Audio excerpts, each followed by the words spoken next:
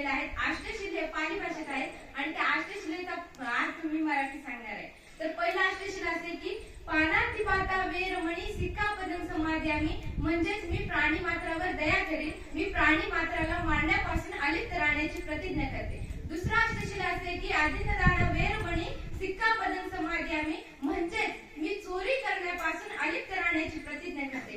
तिसरा अष्टशिल असे की कामेषु मिच्छाचारा वेरमणी सिक्कापदं समाद्यामी, म्हणजेच मी काम वासनेपासून अलिप्त राहण्याची प्रतिज्ञा करते. चौथा अष्टशिल असे की मुसावादा वेरमणी सिक्कापदं समाद्यामी, म्हणजेच मी खोटं बोलण्यापासून अलिप्त राहण्याची प्रतिज्ञा करते. पाचवा अष्टशिल असं जे ह्या पिढीसाठी खूप महत्त्वाचं आहे. पाचवा अष्टशिल असे की सुरामेरय मज्जपमाद ठाणा वेरमणी सिक्कापदं समाद्यामी. आता मराठीत असा अर्थ होतो की जे काही मादक पदार्थ आहेत जसं की तंबाखू, सिगरेट, दारू वगैरे, ज्या पदार्थामुळे माझ्या शरीराला हानी होणार आहे त्या पदार्थाचं सेवन करण्यापासून मी अलिप्त राहण्याची प्रतिज्ञा करते. आणि सहावा अष्टशिल असं आहे की सहावा अष्टशिल विकाल भोजना वेरमणी सिक्कापदं समाद्यामी, म्हणजेच की अवेळी जेवण करण्यापासून मी अलिप्त राहण्याची प्रतिज्ञा करते. आणि सातवा अष्टशिल असं आहे की उच्चसेना महासेना वेरमणी सिक्कापदं समाद्यामी.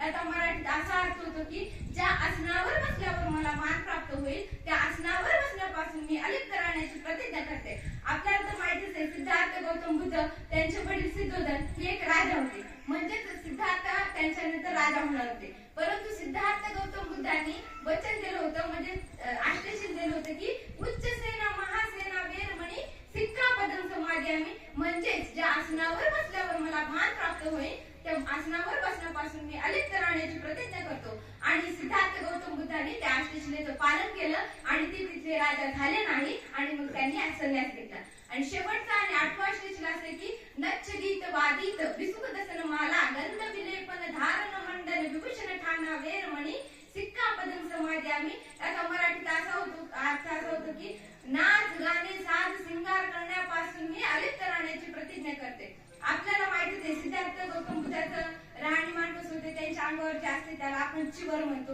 आणि त्याचे भंतेचे केस शोभून केलेले असतात आणि त्यांच्यामध्ये कुठल्याही पद्धतीचा साज सिंगार नसतो, नाच गाणे ते करत नाहीत. म्हणून सिद्धार्थ गौतम बुद्धांनी आठवा अष्टशिल असे दिले की नच्च गीत वादित विसुख दसन माला गंध विलेपन धारण मंडन विभूषण ठाणा वेरमणी सिक्कापदं समाद्यामी, मी नाच गाणे साज सिंगार करण्यापासून अलिप्त राहण्याची प्रतिज्ञा करतो. आणि हे सगळे अष्टशिल पाहून डॉक्टर बाबासाहेब आंबेडकरांना बुद्ध धर्म त्यांनी मग स्वीकारला. एवढं बोलून मी माझे 2 शब्द